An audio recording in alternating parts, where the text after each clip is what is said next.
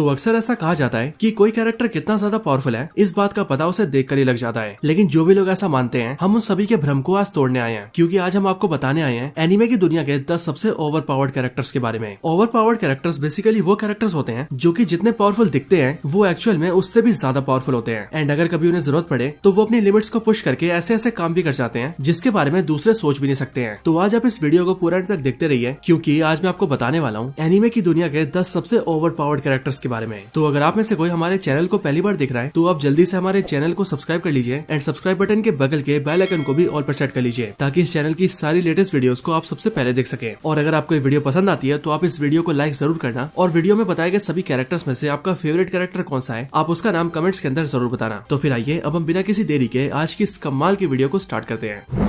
Number 10, Satoru Gojo. तो अभी के टाइम पर सातोरु गोजो सबसे फेमस एनिमे कैरेक्टर्स में से एक है, जो कि बिलोंग करता है जुजुत्सु काइसेन एनिमे से। अगर बात करें एनिमे की तो सातोरु गोजो यानी कि अपना गोजो जेजेके के अंदर one of the most powerful character है। और अगर एज अ जुजुत्सु सॉर्सरर देखा जाए तो फिर तो गोजो से पावरफुल कोई भी सॉर्सरर नहीं है। सातोरु गोजो दिखने में एक लीन बॉडी वाला सिंपल सा आदमी है, जो कि दिखने में बहुत ही ज्यादा नॉर्मल लगता है। लेकिन ये दिखने में जितना ज्यादा नॉर्मल और सिंपल है, ये एक्चुअल में उतना ही ज्यादा पावरफुल है। गोजो इतना ज्यादा पावरफुल है कि वो किसी स्पेशल ग्रेड के कर्स को भी बड़े आराम से मार सकता है, और यहाँ तक कि उन्हें मारने में भी गोजो को कोई ज्यादा एफर्ट लगाने की भी जरूरत नहीं पड़ती है। इन सब के साथ साथ सातोरु गोजो गोजो क्लैन से बिलोंग करता है, जिस वजह से सातोरु गोजो अपने क्लैन के सिर्फ उन गिने चुने लोगों में से एक है जिनके पास 6 साइज टेक्निक की पावर है। एंड इसके भी ऊपर अगर बात करें गोजो के कर्स टेक्निक की तो सातोरु गोजो के पास लगभग अनलिमिटेड कर्स एनर्जी है। एंड ये सारी चीजें गोजो को ओवर पावर्ड बनाने के लिए काफी है। अब आपको मैं एक चीज यहीं पर क्लियर कर दूं कि ये वीडियो कोई रैंकिंग वीडियो नहीं है, जिसका मतलब हमने इन सभी कैरेक्टर्स को पावर बेसिस पर नहीं बल्कि लिस्ट में रैंडमली अरेंज किया है, क्योंकि एज ऑफ कोर्स ये सभी अपने एनिमे वर्ल्ड के अंदर इतने ज्यादा पावरफुल है कि इन सबको दूसरे एनिमे वर्ल्ड के कैरेक्टर से कंपेयर करना बहुत ज्यादा मुश्किल है। तो चलिए अब लिस्ट में आगे बढ़ते हैं। नंबर 9, माकिमा। तो माकिमा यानी कि अपनी प्यारी मिस माकिमा शक्ल से जितनी भोली और प्यारी है, वो एक्चुअल में उतनी ज्यादा डरावनी भी है। माकिमा की पावर्स की बात की जाए तो वो एक्चुअली में ओवर पावर्ड है। एंड ऐसा इसीलिए क्योंकि माकिमा एक ऐसी डेविल है जिसकी पावर्स फियर से बढ़ती है, यानी कि लोग जितना ज्यादा डरते हैं माकिमा उतनी ज्यादा पावरफुल बन जाती है। माकिमा एक्चुअल में एक पावरफुल डेविल ह्यूमन हाइब्रिड है, जिसकी स्टोरी भी बहुत हद तक अपने डेंजी जैसी ही है। लेकिन अगर पावर्स की बात की जाए तो शायद उसमें माकिमा पूरे चेनसो मैन एनिमे के अंदर सबसे पावरफुल है। Number 8, Saitama. तो साइतामा बिलोंग करता है वन पंच मैन एनिमे से, जहाँ पर ये सबसे ज्यादा ओवर पावर्ड है। साइतामा देखने में एक सिंपल सा आदमी है, एंड अगर इसके अपीयरेंस की बात करें तो ये एक लीन बॉडी वाला पर्सन है, जिसके ना तो सर पे बाल है और ना ही उसे ढंग से किसी से बात करना आता है। लेकिन अगर इन सबसे हटकर उसकी पावर्स की बात की जाए तो साइतामा से पावरफुल और कोई भी नहीं है, क्योंकि साइतामा इतना ज्यादा पावरफुल है कि वो सिर्फ एक ही पंच में, जी हाँ सिर्फ एक ही पंच में किसी को भी ढेर कर सकता है। और फिर चाहे उसके सामने कोई भी आ जाए, साइतामा को उससे कोई फर्क नहीं पड़ने वाला। और शायद से सिर्फ यही चीज साइतामा के ओवर पावर्ड होने के लिए काफी है। नंबर 7,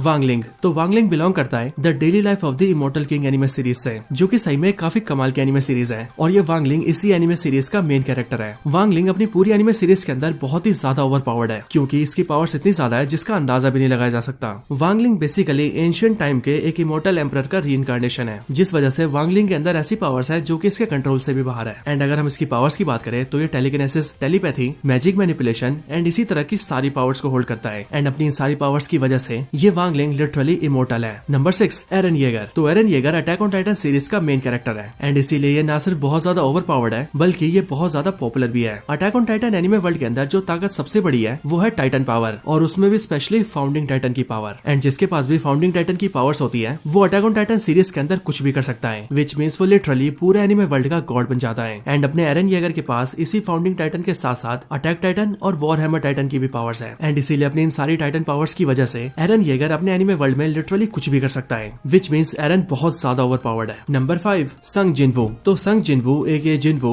बिलोंग करता है सोलो लेवलिंग एनिमे से, जो कि कोरिया बेस्ड एक बहुत ही पॉपुलर एनिमे है। और ये संग जिनवू अपनी एनिमे वर्ल्ड के अंदर सबसे पावरफुल कैरेक्टर है। हालांकि जब इसकी शुरुआत होती है तब ये सबसे कमजोर हंटर होता है, लेकिन टाइम के साथ साथ डीमंस को मारते मारते जिनवू इतना ज्यादा पावरफुल बन जाता है कि एक टाइम पर उससे ज्यादा पावरफुल और कोई भी नहीं रह जाता, एंड वो लिटरली ओवर पावर्ड हो जाता है। नंबर 4, मादरा उचिया। तो मादरा उचिया बिलोंग करता है नारुतो एनिमे सीरीज से, एंड अगर सही मायनों में देखा जाए तो पूरे नारुतो वर्ल्ड के अंदर जो कैरेक्टर सबसे ज्यादा ओवर पावर्ड है वो शायद से मादरा उचिया ही है। हालांकि मैं आप सबको बता दूं कि हम मादरा उचिया के बारे में ज्यादा कुछ बातें नहीं करेंगे, एंड ऐसा इसीलिए क्योंकि हमें नारुतो सीरीज को एक्सप्लेन करने के लिए सबसे ज्यादा कमेंट्स आते हैं। सो इसका मतलब तो यही बनता है कि ऐसे बहुत से लोग हैं जिन्होंने अभी भी नारुतो सीरीज की स्टोरी को नहीं जाना है, और अब जिन्होंने भी नारुतो सीरीज देख रखी है, यानी कि नारुतो प्लस नारुतो शिपुडेन, वो सभी इस बात को बखूबी जानते हैं कि किसी दूसरे के लिए इसकी स्टोरी को स्पॉइल करना करना बिल्कुल भी ठीक नहीं है, एंड दैट्स व्हाई हम इसके कैरेक्टर के बारे में ज्यादा बातें नहीं करेंगे। लेकिन हाँ, मैं आप सभी से वादा करता हूँ कि हम कुछ ही टाइम के अंदर नारुतो शिपुडेन को भी एक्सप्लेन करना स्टार्ट करेंगे, ठीक बिल्कुल उसी तरह से जिस तरह से अभी हम वन पीस को एक्सप्लेन कर रहे हैं। तो आप सब वन पीस वाली वीडियोस के ऊपर ज्यादा से ज्यादा सपोर्ट दिखाइए ताकि हम नारुतो शिपुडेन को भी जल्दी से ला सकें। तो चलिए अब वीडियो में आगे बढ़ते हैं। Number 3, Simon. तो ये साइमन बिलोंग करता है गुरेन लागन नाम के एनिमे सीरीज से, एंड अपने एनिमे वर्ल्ड के अंदर ये बहुत ही ज्यादा पावरफुल है। साइमन लिटरली इतना ज्यादा पावरफुल है कि इसके लिए एक प्लेनेट जितने एरिया को भी डिस्ट्रॉय करना बहुत आम बात है। यहाँ तक कि जो लोग इसकी ट्रू पावर्स को जानते हैं उनमें से बहुत से लोग तो इसे गोकू से भी कंपेयर करते हैं, और कुछ तो इसे गोकू से भी ज्यादा पावरफुल बताते हैं। लेकिन मेरे हिसाब से ये गोकू से ज्यादा पावरफुल नहीं है। नंबर 2,